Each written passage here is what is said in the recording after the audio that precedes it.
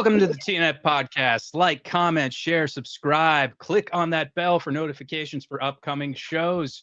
And as for upcoming shows here, we've got on the 16th of February at 5 p.m. Eastern Time, CJ Klemansky from Death Threat and One Life Crew. On the 23rd of February, Scott Dano from Bleeding Through and the Suffering at 5 p.m. Eastern Time. On the 2nd of March, we've got Dimitri Oster from Kill Your Idols and Overthrow at 5 p.m. Eastern Time. On the 9th of March at 5 p.m. Eastern Time, Raghunath Das, Ray Capo from Shelter, Youth of Today, and Better Than 1,000. And then on the 16th, we've got Jay Oust from Ambitions with Honor, and he's also an author of many cool fiction books that I just checked out. And on the 23rd of March at 5 p.m. Eastern Time, we've got Peter Edge. That's going to, 5 p.m. Eastern Time. And then on the 26th of March, we've got Danielle Dombrowski. She is a photographer. She's taken pictures of many bands within hardcore and punk rock. And as you can see here at the bottom, I have an official merchandising company, hellsheartco.bigcartel.com. Use the code 20 for 20% off your entire order. We've got Bella Canvas t-shirts, Tri-Blend, 50% polyester, 25% cotton, 25% rayon. They feel like a dream. Go ahead and pick one up. We'll put up some samples later. I think you'll really like them. So, and feel free during the course of this episode to field your questions and comments in the chat box here. But my next guest today, she is what is referred to as the hardcore cheerleader. She does dances and movement on Instagram. She's amassed quite a following, and she is a fan of hardcore punk rock, and she is also a fellow appreciator of Bone Thugs and Harmony. Ladies and gentlemen, Rebecca Lohr, what's going on? Hi, not much. Just happy to have this time to talk with you, and you remember the Bone Thugs and Harmony. Well, there was a picture that you had where you had your you were showing your tattoo, and it was like your left leg up, and I was like, you're looking like Homie G there. I was like, that's kind of cool. Like straight gangster, you know? Yep. I loved it. It was great. Yeah, they are playing the night I get into Dallas on Friday, so I might. You were saying that. Yeah, we'll see. You gonna go? I would like to. I just feel like there'll be a lot of smoke, and I'm not a fan of that. So I'm not sure. Well, yeah, there is that song, Down 71, The Getaway, where he's talking about smoking weed in court and stuff. So it's a good chance. It'll probably be going at the show. That is a hardcore ass song, though, too. By the way, that song slaps. It's great as hell. But cool. Well, so what's been going on with you today? Well, I was trying to, I'm a mom of 4, so I had to do a lot of mom things today and this weekend. So I've been bouncing around. Went to Connecticut to have a family breakfast, and then back up here to bring my daughter to a birthday party, and then here. Hopefully you don't hear any screaming kids in the background, because you can only tell them so much. So, yeah. Just give them some Valium. They'll be all right. Yeah, I have a sitter, so we'll see. Oh, well, that'll work too. Sure. But we got some people in here in the comments section already. Cool. Once you guys start, everybody's representing here. Everybody's giving some nice praises here. So, but like I said, feel free to field your questions. My first question for you, since you are a veteran of the hardcore and punk rock scene, is, how did you get into music specifically, whether it be non-hardcore or whatever? Did you have friends or family that played music? Like, what sort of music was playing in your household? And how did that seg into your hardcore and punk rock journey? Well, growing up, music has always been a big thing with my family. At our home, when I was a kid, my dad had installed like speakers through the whole first floor. So there was always music, and some of the most memorable times were just dancing around the living room or the kitchen with my parents and my sister. But it was from my dad's record player, so it wasn't hardcore punk. But he does like a lot of different types of music. So as I got older, he started like learning more Oh, hi. I see them popping up now. He started like exploring more into different kinds of music, and we would have that bond of like sharing the music back and forth. My parents still go out dancing multiple times a night, which is probably not surprising considering how much I enjoy dancing. Um, but yeah, so it was just ever since being a kid, I was in dance class when I was young, and then I was a cheerleader. So, constant movement is always, I think it's a good thing. But yeah. Um, Now, go ahead. I was just gonna say, like, getting into more like heavier music though, because when I was in junior high, I basically wanted to be my sister. So I listened to a lot of like reggae and like house, techno, whatever she was listening to, hip hop, like Wu Tang and Tupac and all that stuff. But I would, yeah. My dad threw out my Wu Tang CD multiple times. I was for any of you that were listening, I was doing the Wu-Tang sign. That was actually my first concert ever. Was Rage Yeah. Against the Machine and Wu-Tang Clan. Yeah, it was awesome. Well, my first concert was New Kids on the Block and Tiffany. So, so yeah, so I went to that. We also won tickets. I grew up outside of New York City, so we won tickets on Hot 97 for one of their like summer jams. And there was like, Karina and Marky Mark and the Funky Bunch. So I got to see Marky Mark and the Funky Bunch as like an elementary school age. That was really fun. It was a big like concert, and I got like squashed by the security guard as they were like walking through the arena. These girls next to us like jumped into the aisle as they were going through, and Marky Mark and his brother, who was in New Kids on the Block, like tripped and fell on the security guard, who fell on me, and I was just this little person like in between the seats. But that was a good concert memory. Maybe that got me into more heavier things where you actually get squashed at regular shows. Yeah. But yeah, from there, I ended up getting recruited to high school for cheerleading because my junior high, the team I was on in junior high was a competitive team. And so a bunch of us got recruited to private schools for that. And that's kind of like led me into a lot of the people that I ended up really like connecting with in high school. So I went to an all girls private school for the first half of my high school experience. And my first day there, I remember like I sat next to this girl and I looked down and she was wearing like Doc Martens with Lion King shoelaces. And I just looked up and I was like, okay, yep. And she ended up being like my best friend through high school. So I got heavier into like more punk things, more like MXPX is over there. I would say they're my roots. I definitely listened to other bands before them, but once I like got into them, they like really kind of formed all of it. And I've seen them so many times. I'm trying to get my career on this show. I would love to. I definitely listen to MXPX a lot. Yeah. Oh yeah? Okay. I'll try. Awesome. I'll try. All right, cool. Well, tell me very cool. How to watch. So.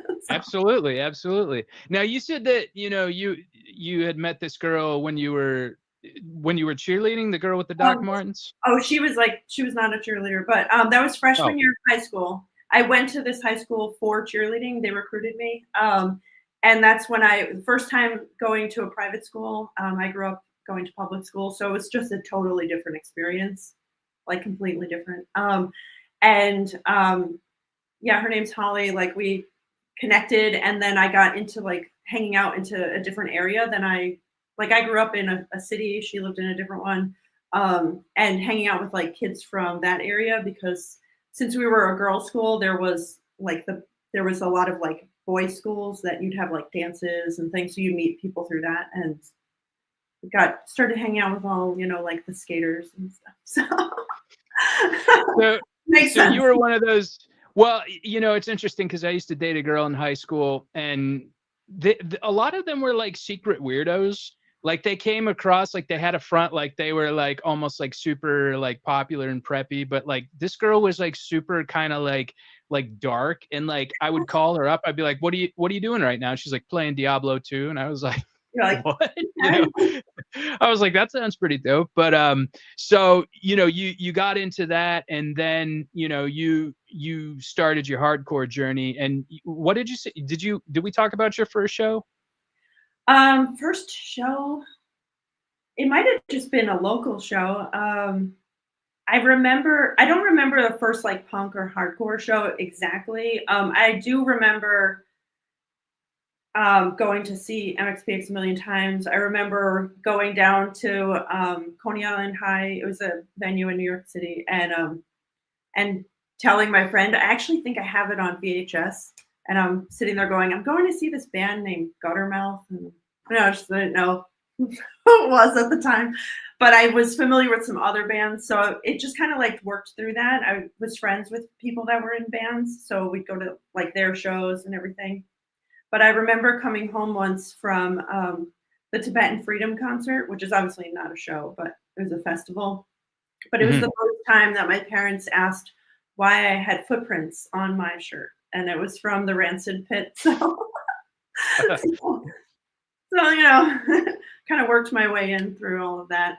Because MXPX was a band that I really clicked with, I did, kind of go towards the more, it was fitting to me, like the more kind of like posy sound. They weren't like wasted on stage and just like all over the place. And they didn't even really like, I don't even remember them cursing on stage or anything like that. That was always like a no for me in my family. Like you couldn't even like Was say, that yeah. was that like a religious thing? Did you? I mean, because a lot of the association with MXPX was their relationship with the Tooth and Nail label. That was one of the first bands that I found, because a lot of my foray into hardcore and punk rock music was through that label. I had a buddy that was he was like a Christian. He actually became a minister later, and he introduced me to all these bands like Tooth and Nail and Solid State and MXPX. It was interesting because they never really sang about it, but they were always kind of lumped in with that group because they had like a positive image, and they had lyrics that didn't have cursing and what have you. But was that something like your family wasn't into? You said, did you grow up in like a religious family or something? Well, I grew up Roman Catholic, so not the same. I've learned very much it's not the same as Christian. Like if you think of like Christian punk bands or Christian hardcore bands or something like that, the belief system from what I've experienced is very different, and the outlook on things. So it wasn't really that. I think I was in a household that, like you couldn't even say like sucks, So like it was. I did go to church every Sunday, but Okay. yeah. So it was more like it was just kind of fit with me more. I've always been not like fake posy, but like just more, like real, but like on the positive side of things. And so I know there's people that like both, but like if you think of like MXPX and NoFX, I always feel like there's certain people that are like really into NoFX and not into MXPX, and then the reverse, because they're kind of like they give off different vibes on stage and like the whole Sure. thing. I really clicked more with like the MXPX side of it. So. It's interesting. When I was a kid, I always used to get those bands mixed up just because of the similarity of their names, and like they kind of sound similar like on certain albums, so Yeah, it's the whole letters thing. yeah, that's what it was. Maybe Yeah. it's like dyslexia or something, I don't know. But and you're straight edge, and like how did your journey into straight edge begin? Was that something you had always been your entire life, or you mentioned you were Catholic, were you dipping into the communion wine or anything like that? It's funny you brought up communion wine, because I was at work on Friday. We were discussing how kind of gross that is. They just take a little cloth and wipe with the same spot, and just weird. But no, so I started when I was in high school. I definitely like we used to go dance and hang out at bars or wherever, clubs, because I grew up outside of New York City, and like there was no um, real like it was easy, and I love dancing, so that's where you can go and do that. So I did drink in high school, not anything crazy, but I did have some. But then once I graduated, I stopped everything. So I didn't drink. And then there was like one time I did drink. It was for a very like personal reason. It was one drink, but it was something, and this is a a controversial topic in the straight edge community. But I think it was in I want to say 2000 and maybe two, something like that. It was a long time ago. It was like the debate of do I do this and get out of a situation that I was in, or do I stay in this situation that was very unhealthy for me? So I chose that the lesser of the evils was having a drink. So it kind of like freed me from a relationship that I was in where straight edge was wildly important. So it was it was for the good, and then I haven't had anything since. So I consider myself still straight edge, but I know there's some people out there that are touchy on things. We mentioned that on the episode with Kelly about the whole like re-edging issue, because there's a lot of people that don't think that that's like a thing. They don't think it's like Jesus that you can just come back to it. But different people have different perspectives. I personally think that I don't really have a strong opinion on it one way or another. I Yeah. personally just think if you're living your life in a positive way and that you're trying to abstain from drugs and alcohol, whatever label you want to put on it is great. I've there's a lot of people here that adopt a militant attitude, and I don't back it at all. Yeah. There's people that are like prolific within the hardcore scene that have re-edged and been edged longer than any of these naysayers have. So Right. it's whatever. If you think about it, it's 2025, and this was in like '02 or '01. So I'm like, you could just say I started there if you want. I don't care. It really doesn't bother me what people say. I haven't had anyone like say anything, but I just know there's some people that get very intense about things. And for me, I think it's more of like if you call yourself something, then you need to align with that. So I don't call myself any type of religion. I don't call myself any type of political side or anything because I can't sit here and say that I agree with all of their points. I don't agree with all of the rules or all of what they stand for.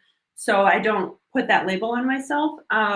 For straight edge, it's very simple. There's like three things, regardless if anyone tries to add other things. There's 3 points. So I can call myself that. And I'm vegetarian, and I can call myself that because I don't willingly eat anything that is animal or fish, So those are like the 2 things I can I can put on myself as a label. But yeah. And it's not really that important anyway. We were talking backstage, like, for example, bands that have members that have different beliefs and ideologies ultimately comes down to just being a good person, and like respecting boundaries and respecting what people are all about. And, just be a good person, be cool. Don't worry about like, labels and all these other things. Like it just seems so immaterial. Yeah, I agree. It does make me a little wild though when people say that there's something.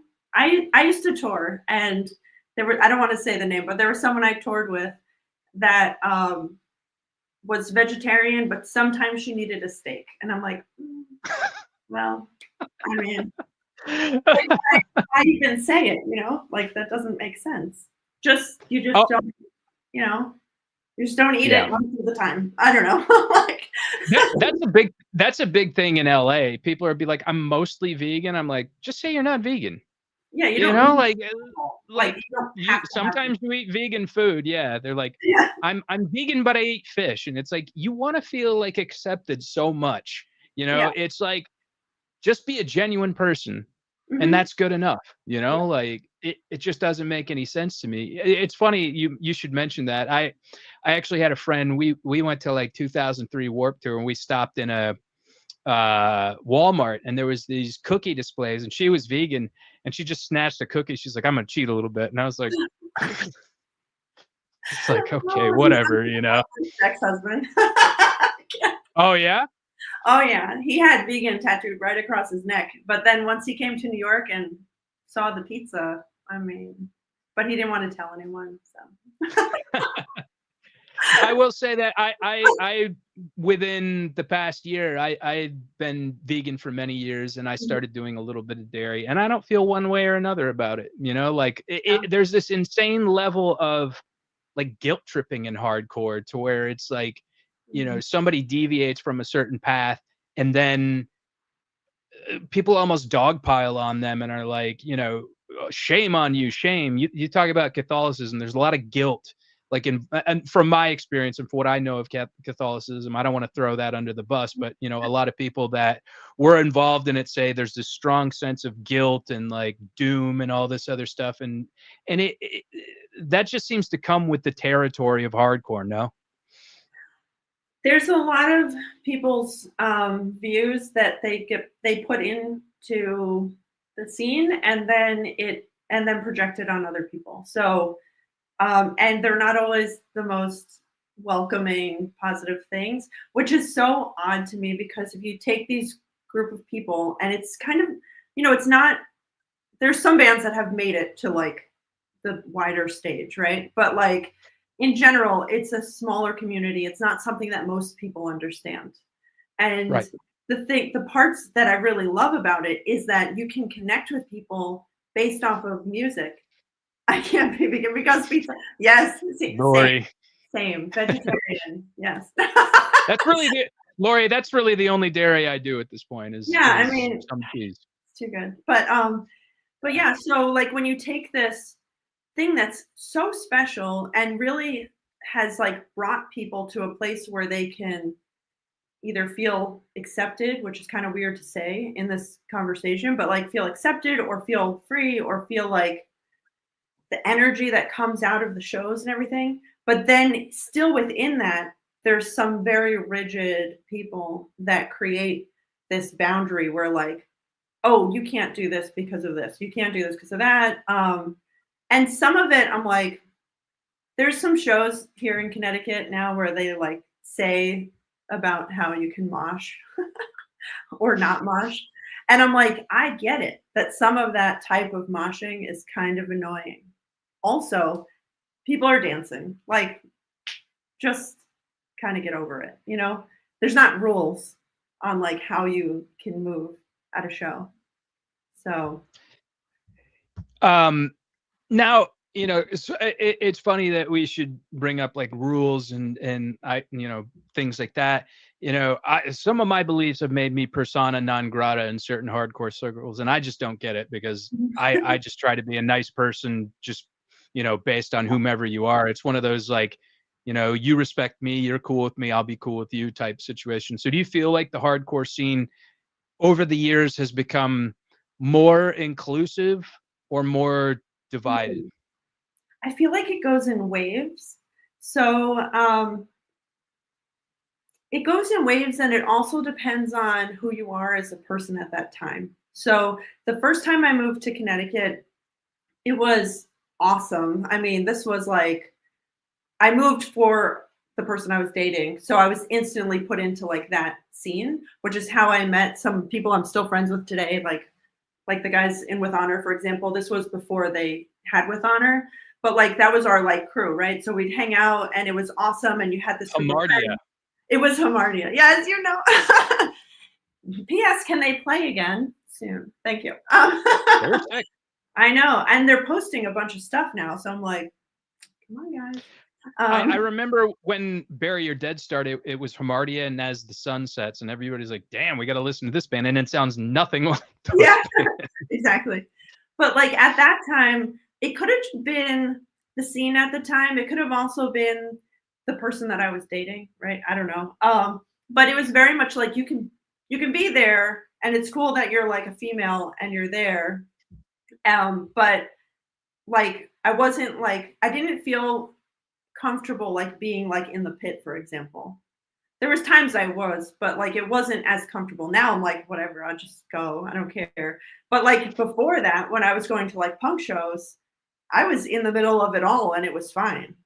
The hardcore shows, it was like, you know, there was a heavy time of like when FSU and some other crews were like really in a lot. It was like a lot going on at the time in the Northeast, and it just ended up not being safe being there, or like you'd become a target.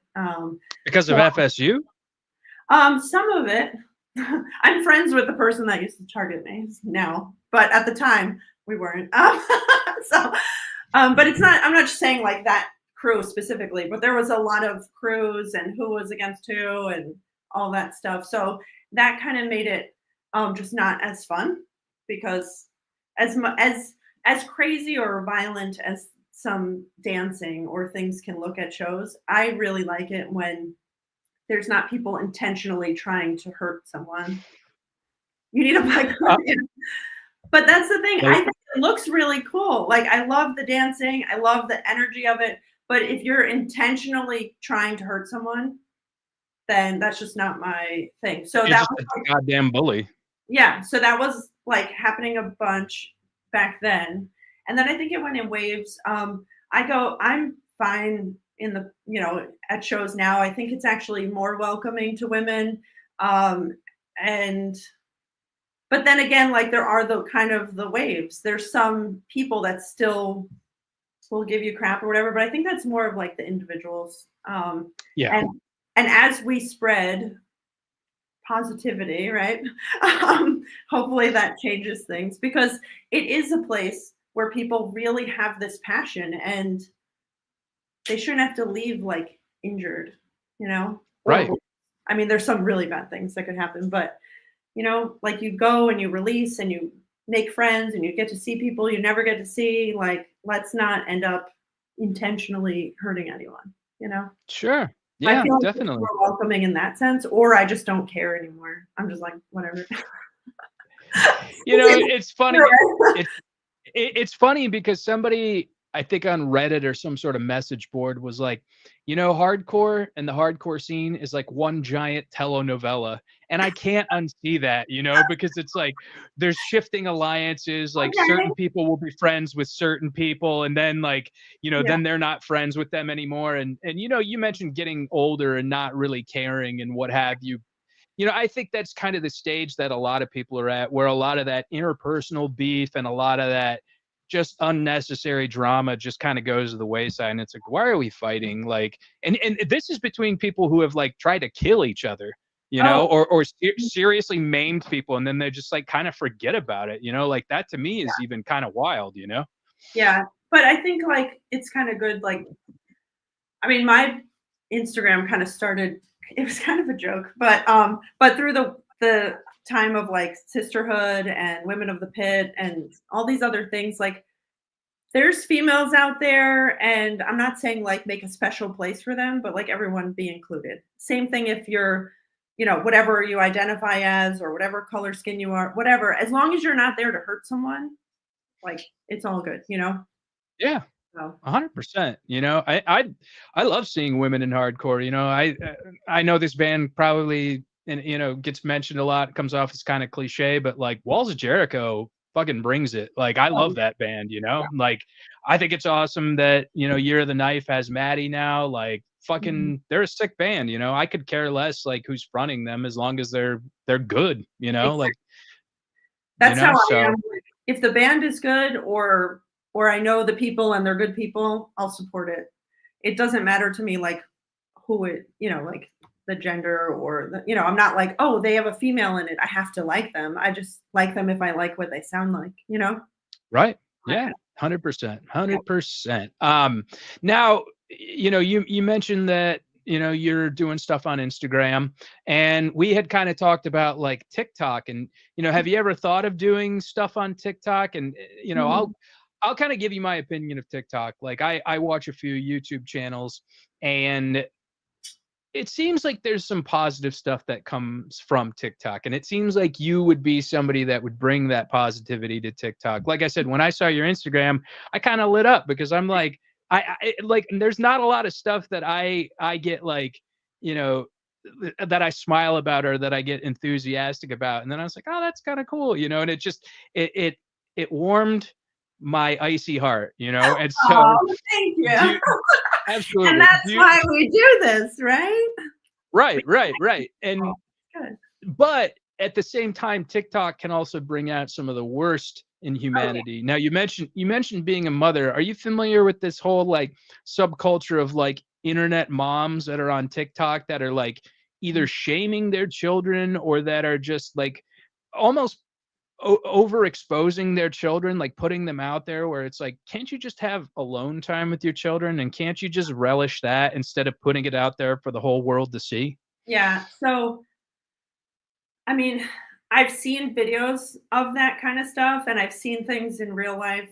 There's definitely some people that try to gain followers or subscribers or whatnot by putting their kid like in the spotlight, especially, and it could be dangerous situations. There's some that are in Yeah. hardcore shows. I'm like, please don't put your kid in the pit, please.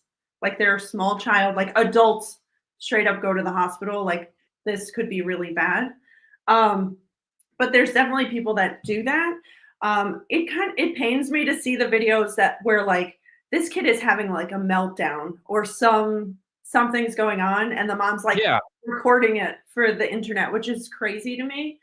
Um, and I don't know why it's some people like it. It's just I don't support that at all. Like if anything, I rarely show my kids on my public Instagram account that besides the fact that I do this for me in the community, like there's people on there that say some pretty wild things or ask for pretty wild things and I don't need them like checking out my kids.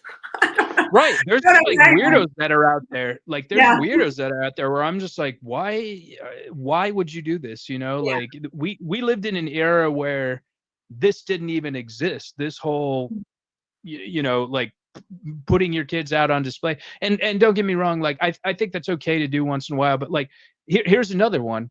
I saw a video of a woman that was breastfeeding her kids and it's like, Yeah. okay, like this is a little too much, you know? Some some women do that as a way to try to make to normalize it, right? Because the child has to eat and like if you're in a restaurant or whatever, you're like it can feel really awkward to be like, I'm gonna do this. Also, I don't know about putting it like on a video because the and everyone can view your video and take what they want from it.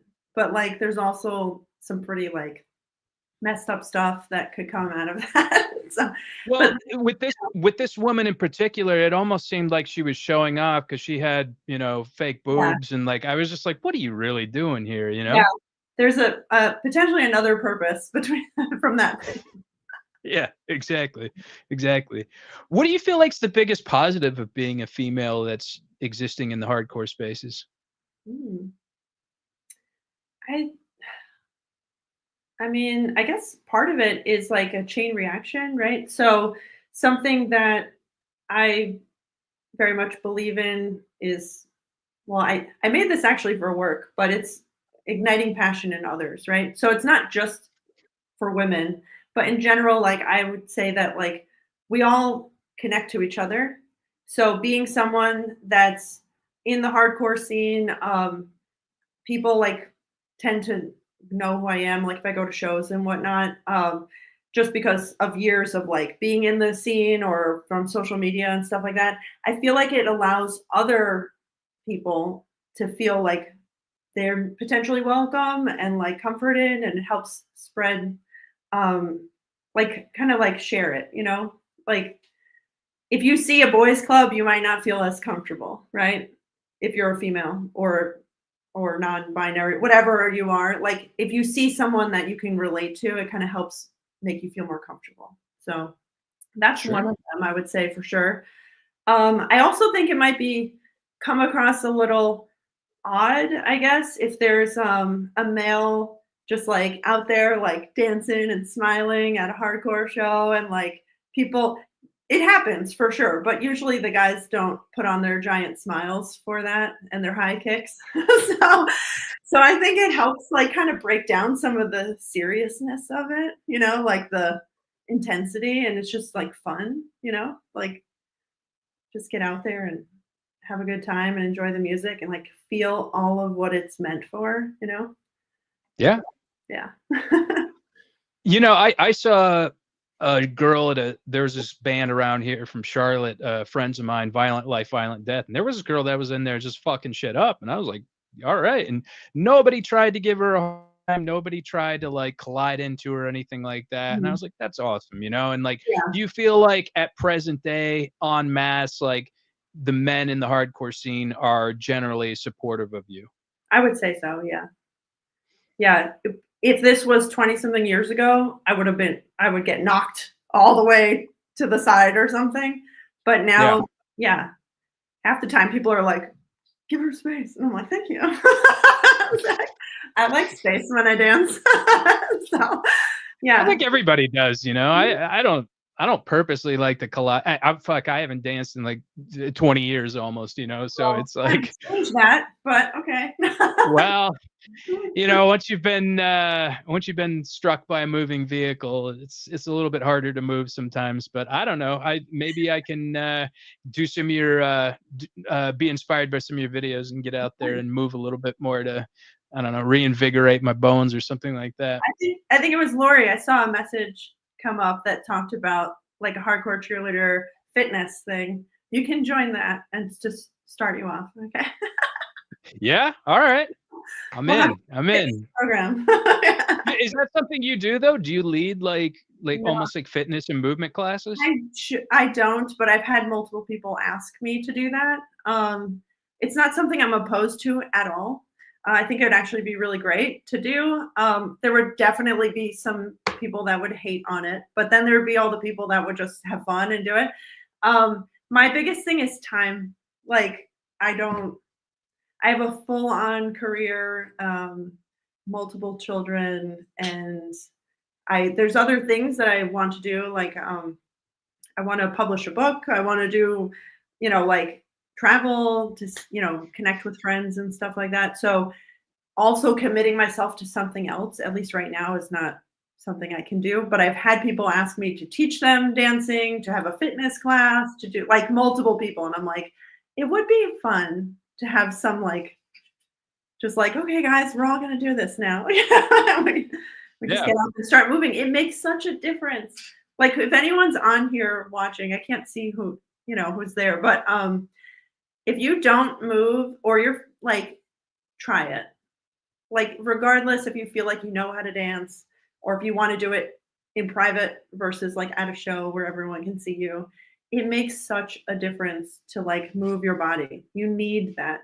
I feel like you need that for life. And if you're capable, like if you don't have a physical condition that prevents you from doing it, I highly recommend it. And I forget sometimes too. Like there's times where I'm like just feeling so tired and down and I'm like emotionally like, ugh, and then if I just like put on music that you can connect to and you start moving, it really changes things a lot. So Yeah. maybe a Absolutely. class would be good. So, I'm a I'm a big walker. I like to walk. I haven't been as diligent about it as I should be, but it's one of the few things that I can do to where I don't feel like I'm killing myself. Like I would go I had a gym membership for here for a while and I would be lifting and doing things like that. And it was incredibly painful, and it wasn't like one of those feel the burn type painfuls. Like I felt walked away just feeling like utter shit, and then found out that I had spinal arthritis and degenerative disc disease. So like everything fucking hurts, so I have to do like what I can to be able to stay physically active, and walking is a big one of those activities, and so yeah, I think that would probably be good if you were to do something like that. I feel like you could become a TikTok sensation and pick up like all sorts of advertising money and stuff like that. I think it'd be good. it wouldn't hurt to make some money, but I don't do this for money. Right. um, Right. yeah, I get so much joy out of seeing people's like comments or messages that are very like, oh, because of your videos, it brightens my day. Or every time I see them, I feel like I'm reminded of a band I forgot about, or I learn of one I have never heard of. It just makes me so happy to see you smiling, the joy, like all the things. Like when someone says they can see my joy, that just means everything. It's Yeah. very special. So yeah. It's really hard to be a positive person, when, wrought with all the troubles of the world and, in our lives and our interpersonal experiences. And so, yeah, I think it's great that you're actually getting out there and kind of maintaining that PMA. Yeah. And I mean, I will talk freely with people, like, if they message, "Oh, thank you." It's not message phone. Um, I, I did not and don't have, like, it's not like I have this easy life where everything's just, like, great and everything, but I also don't think that I've never felt like allowing something that has happened in your life to be a negative impact on the rest, like, I can't do that. Um, Yeah. there's never a time period where I'm like, everything is terrible. There's can be really bad things. There could be really bad days, really bad things can happen, and everything. But there's always like the other stuff too. And I feel really lucky that I can think that way and I go, into life that way because it's not easy for a lot of people to do that. And music and dancing are like two of the things that are kind of like their therapy, right? Their enjoyment. There are so many different things all put into one. So I feel really lucky that I Yeah. do that. So Yeah, absolutely. And you had mentioned that you wanted to publish a book, and you and I, before we did this, talked about that you were into poetry. And yes. so, what kind of inspired you to write poetry? Was that something you did when you were younger, and then just kind of kept up with? Is this kind of a newer endeavor? And what do you really appreciate about poetry? Um, I feel like I'm an emotional type of person on this like the spectrum of emotions, not just like sad or whatever.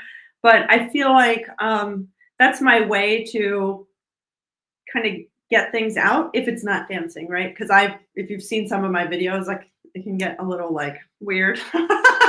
but but with poetry, words also make an impact, and sometimes you need to like put it on paper so that it has a place and it's not living in you, right? So I did young.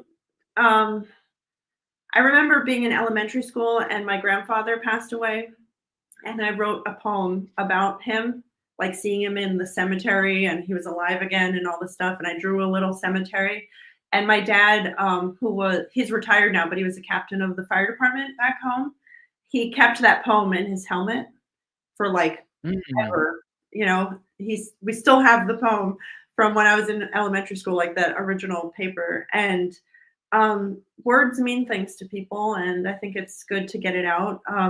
I tend to I can't just sit there every day and just write. I have to be like in a moment of something, whether it's walking at night and seeing what the sky looks like, or whether it's like something like really emotional from like a relationship or something that's very important to me.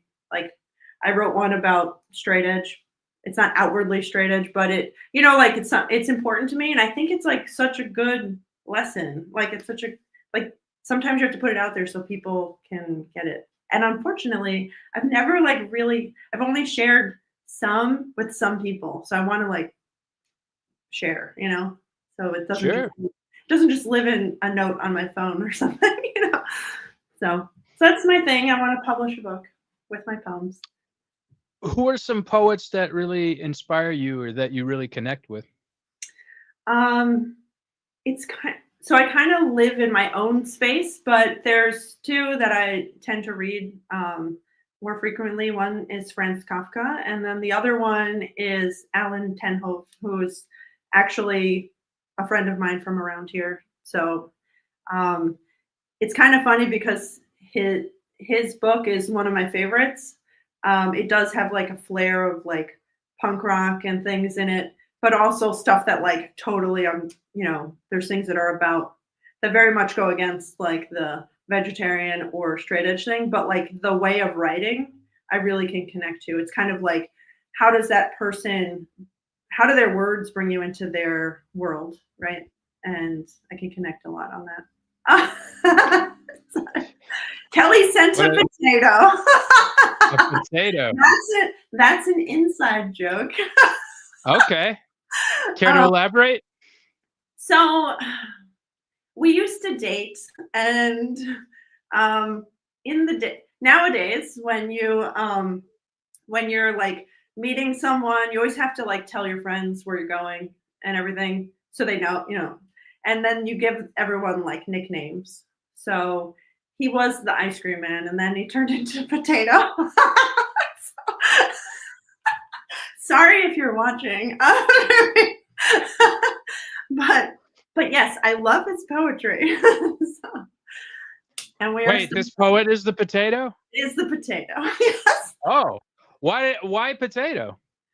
Would Kelly like to write? No, it was just kind of like once things died down, and once we were like not a thing anymore, she renamed him Potato.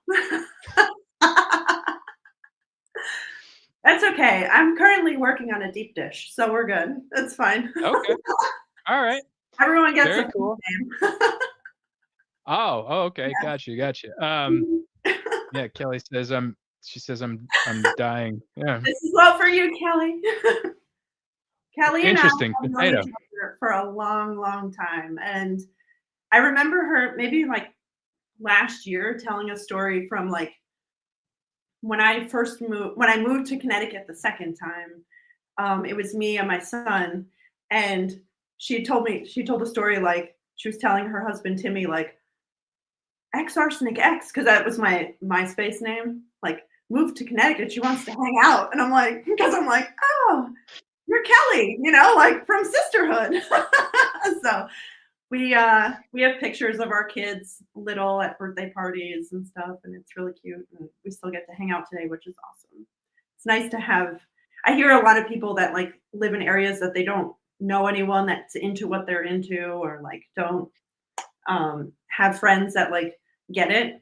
But living like 30 or so minutes from Kelly is pretty awesome. Yeah, you guys seem like you have a really good support unit in sisterhood. Yeah, yeah. I mean, she's does everything. I want to help, and I get so caught up in like the busyness of my yes, we do party, Timmy. The busyness of my life. It's really hard for me to do all the things I want to do, even for my own stuff. I'm a high achiever, and I want to do all these things, and I have to tell myself like, stop, like, don't put so much on your plate because I just have things are crazy. They're crazy. Like I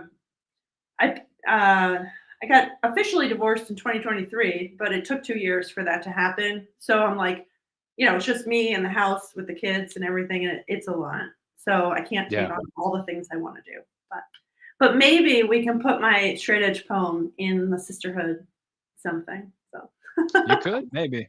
Well, and being, you mentioned with the kids and stuff. I mean, you're a super mom, and that's probably one of the most important things you could do ever, like societally. And I think that's a beautiful thing. And, with the poetry, yeah, the self-publish or, shop it around to certain people. I know that some authors and poets and stuff. Hell, maybe they could get you connected into that yeah, all. Jay Aust will be on your group soon, on your podcast. That's right. I've asked That's right. some advice on things because he publishes his. Yeah, it's definitely something I'm hoping to do like this year because I wanted to do it last year and I let too many things get in my way. So this year that's the plan. It's gonna happen. We're gonna make it happen. Hell yeah. Now I always ask people, kind of because I'm a big like entertainment guy. I'm a big media guy. I love watching films. I love reading. I do read poetry sometimes. I'm a big fan of Pablo Neruda. I think his works are fantastic. And then, what you're listening to at present, whether it be stuff that you used to listen to or, are still currently listening to, and then maybe like some new bands. So watching, reading, listening to, what do you got for me? Okay.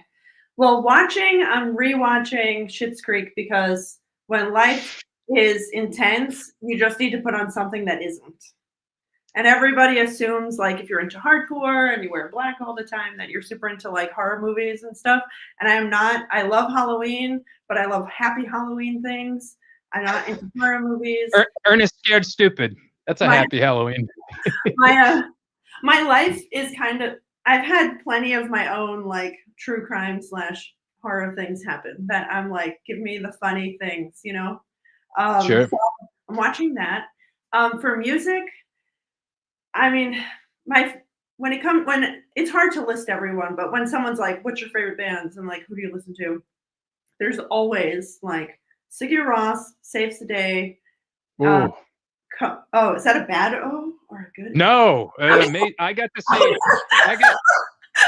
I want to tell you. I want to tell you. Like the best probably live show I've ever been to was Sigur Rós at the Hollywood Bowl, and I have family that drive for musicians, so they hooked it up front row seats.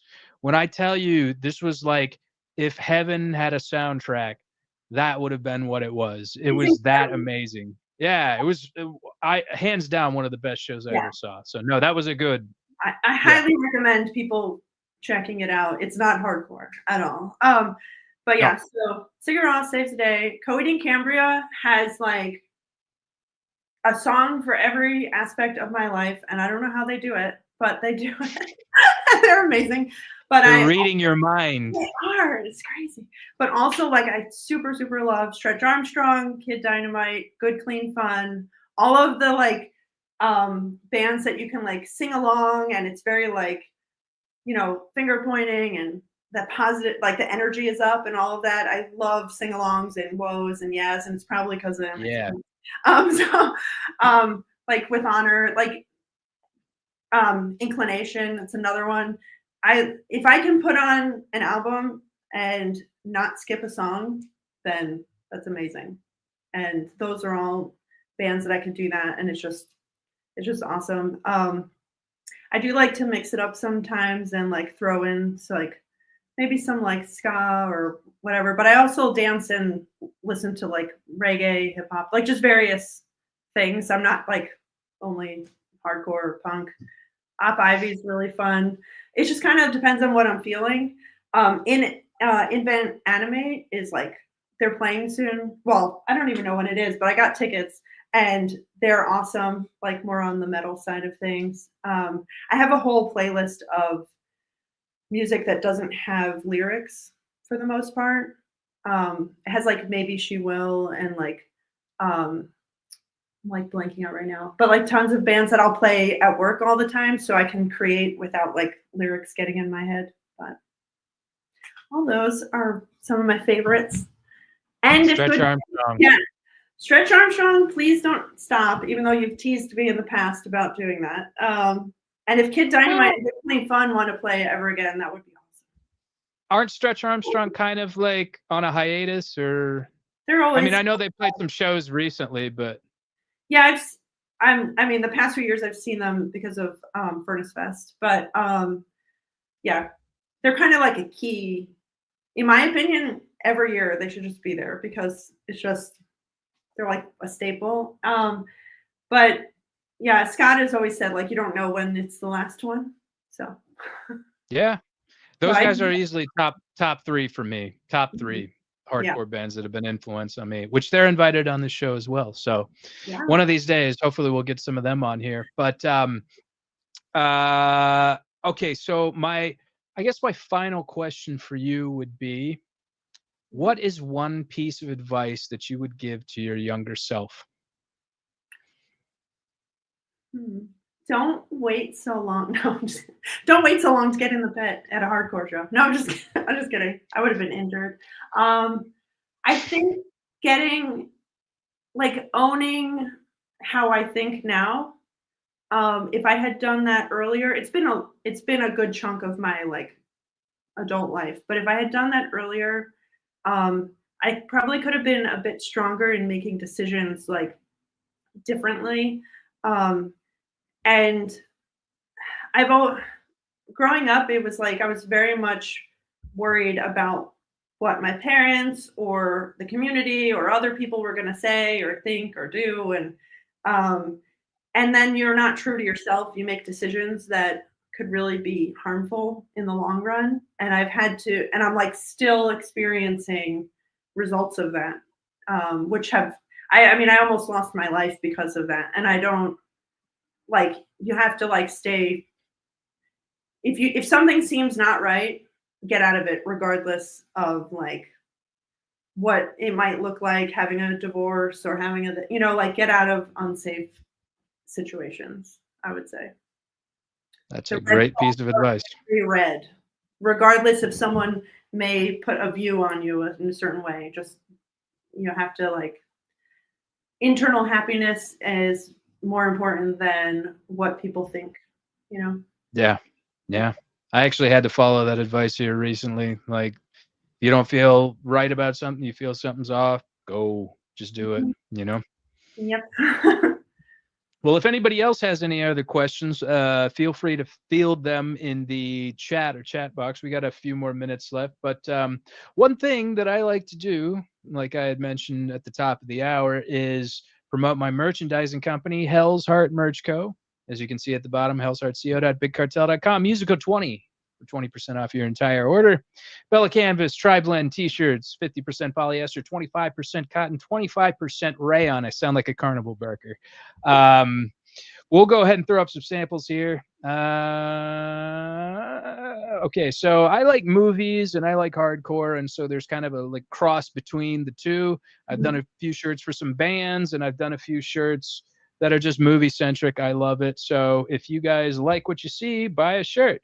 We got a Steve McQueen Bullet shirt here. We've got a Black Flag. If you guys like Black Flag, our mock right there. Psycho 2, Norman Bates.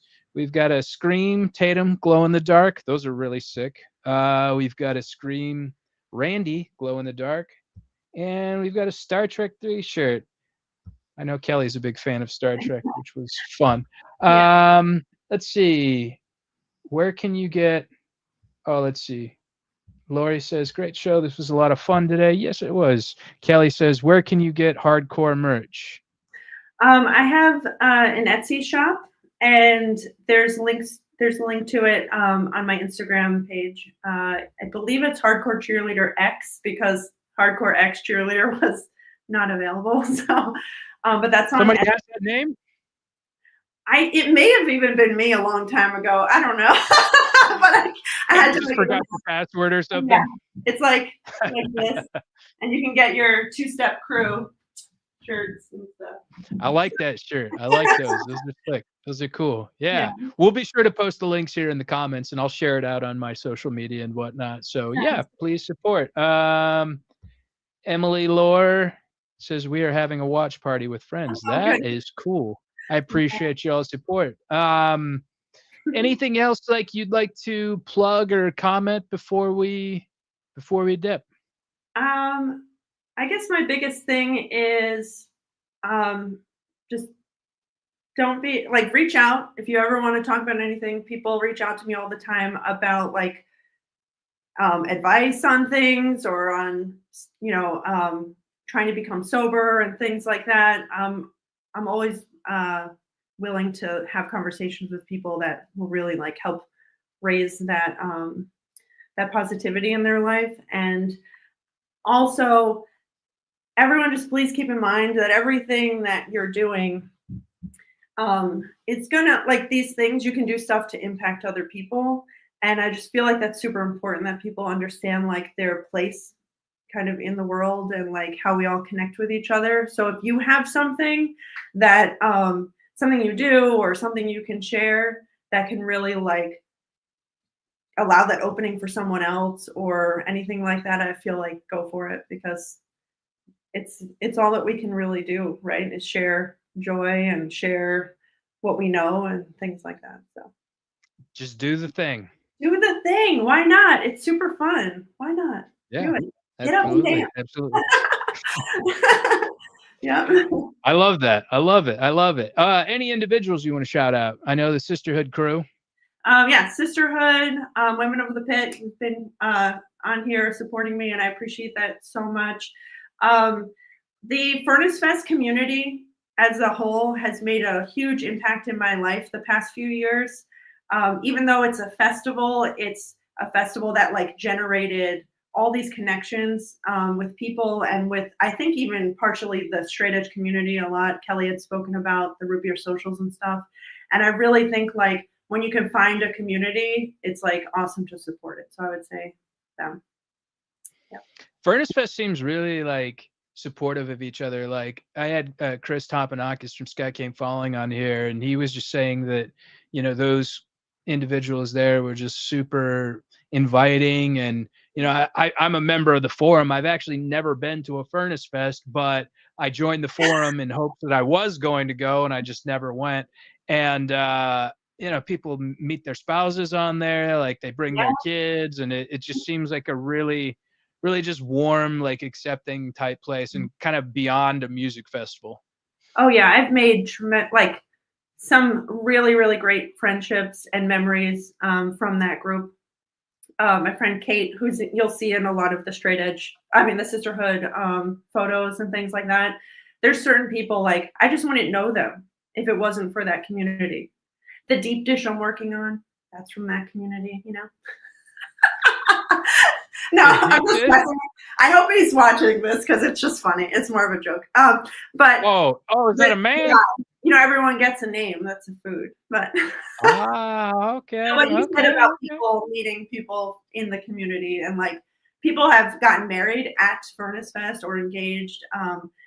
I mean, best friends are made, partners are made. I've been to a lot of festivals, and there's none that I have ever seen that have a community like this. And it's not that everyone's like great and you're not friends with everyone, but you find your people and you like have access to people that are into similar things as you. And you know, I go to Furnace Fest alone every year, and then I know hundreds of people, and it's amazing. You know, that's awesome. Kelly can tell you. You can't like walk down, you know, you just like know everyone, and it's awesome to like see people gather from all over the world, really. But yeah, that's what I love about hardcore, is just reconnecting with old friends, and just, you know, it's almost like you pick up where you left off and you didn't miss a beat. Exactly. Yep. Yeah. Well, everybody, I want to thank you guys for joining the stream. I want to thank Sisterhood for being here. I know you were here, and I want to thank the wonderful ladies at Women of the Pit. I saw Lori Dawn in there. Yeah, go buy a shirt, please. I would love it if you did that. It would help me tremendously, and you know, people wearing it would you know, inspire others to wear it. And please support Rebecca on all her social links. Buy some of her shit. And I didn't mean to say shit, but you know what I meant. When it happens. You know what I meant. Buy some of her swag, yeah. Yeah. Buy my shit and buy her stuff. Mine is shit, hers is stuff. So, yeah, please do that, and you can follow her on Instagram at HardcoreXCheerleader, and Lori Dawn and Kelly are giving us props, but thank you, Kelly and Lori. I don't recommend searching that on Google, though. You're gonna find something. Oh, yeah, probably. Just yeah, I know exactly what you're talking about. I know exactly what you're talking about, all too well. Everybody, I want to thank everybody for coming. If you're watching on YouTube, subscribe, like, comment. Please share this video. Please, please, please. Helps out in the algorithm. I'm a very small channel, and I can use all the support I can get. And if you're listening on Spotify, give us a follow. If the episode is not up tonight, it will always be up the next day. So give us a follow over at Spotify. Everybody, please hang out afterwards, Rebecca, for a quick post game. Everybody, namaste. Jobless. Be good. Thanks, Rebecca. Bye.